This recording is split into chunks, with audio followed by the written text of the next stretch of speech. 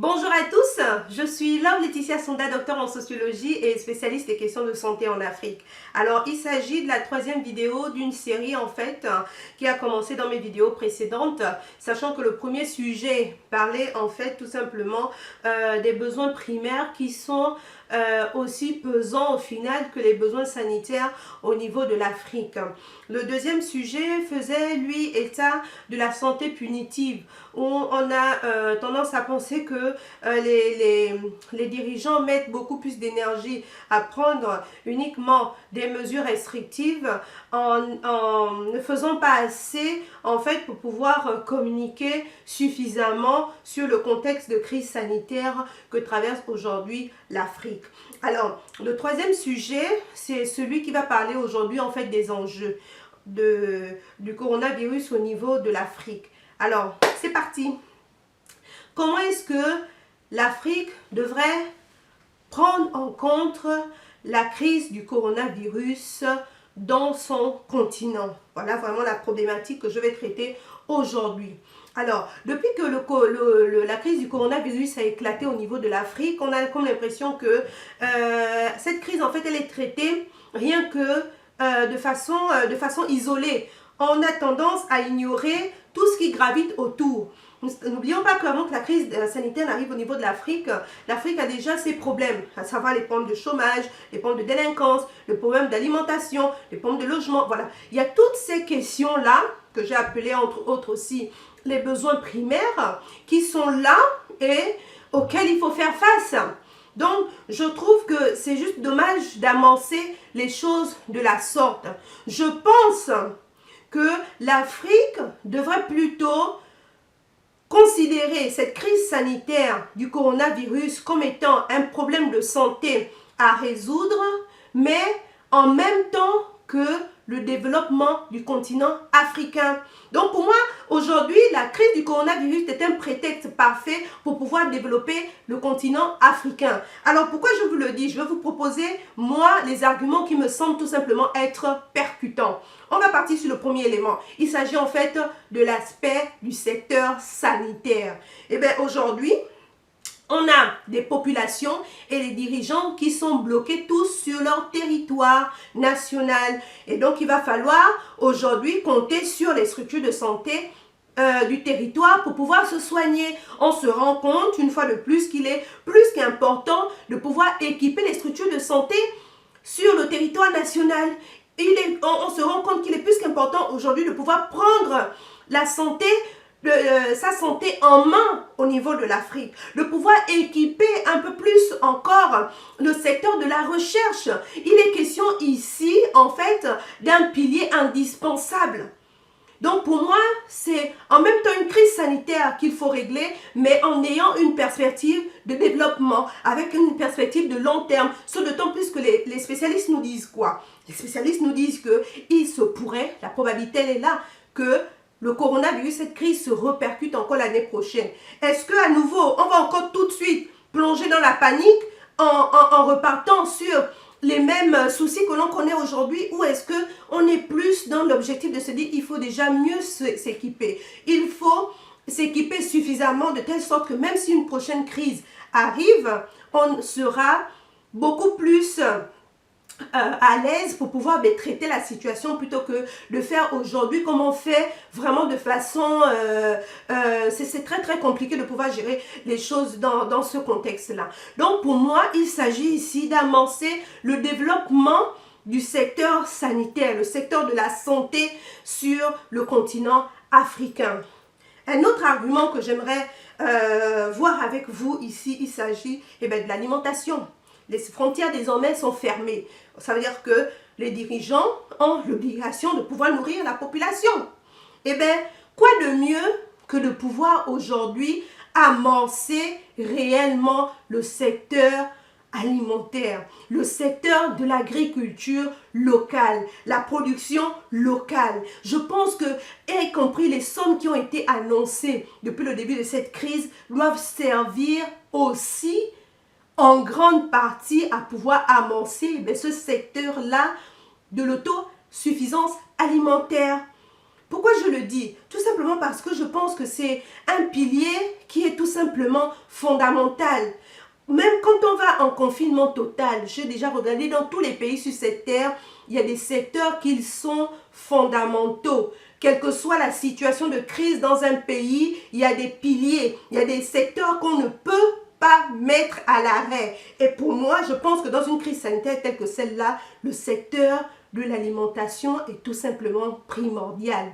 Il faut que ces secteurs-là se mettent en route, que l'on amorce réellement ce que l'on appelle le développement du secteur agricole sur le continent africain, en se basant tout simplement sur une production locale qui doit être tout simplement propulsée. Je pense qu'en mettant en ligne des lignes de production aujourd'hui, ça permettra tout simplement de résoudre aussi le problème du chômage au niveau de l'Afrique, de pouvoir subvenir à ce que j'ai appelé dans mes vidéos précédentes le besoin primaire. Donc pour moi, je pense que l'un ne va pas sans l'autre. Il y a une chose importante qu'il y a à retenir justement à ce propos-là. Il faudrait partir sur la formule suivante. Coronavirus plus développement. Je pense que c'est comme ça que les choses doivent être traitées.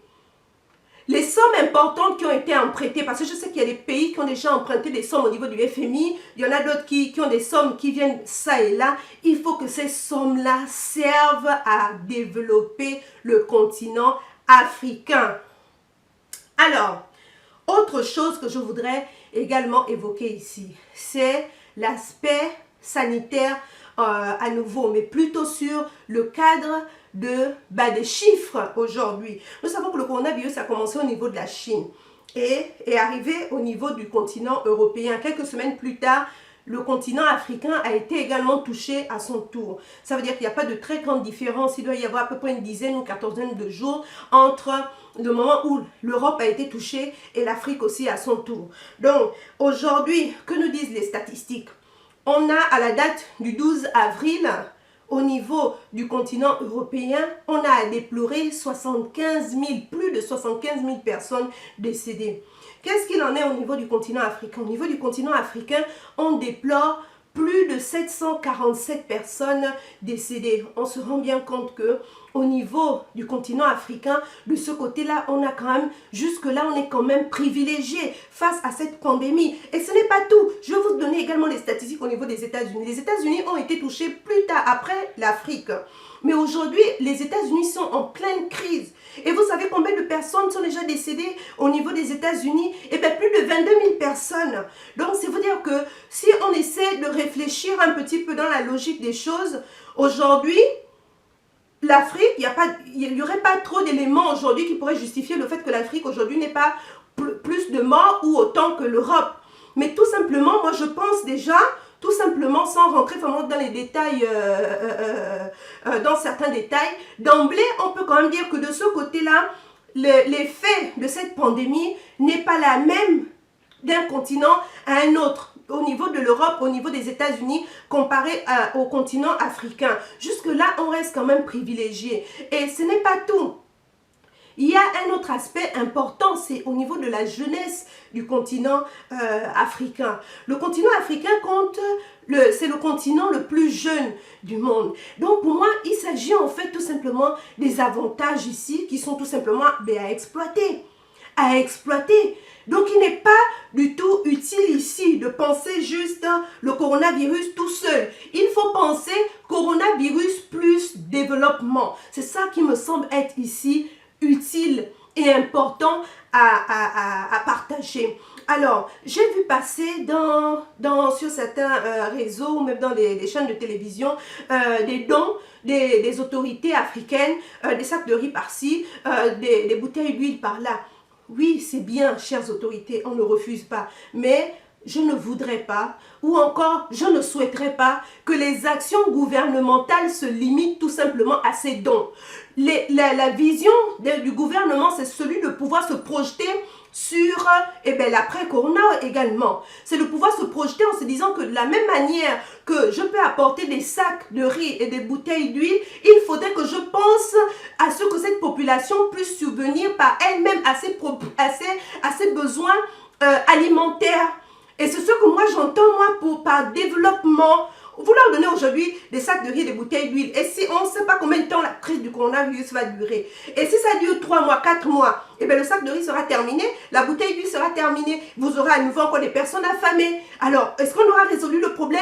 Peut-être ponctuellement, mais surtout pas sur le long terme. Alors, c'est pourquoi pour moi, il est plus qu'important ici de pouvoir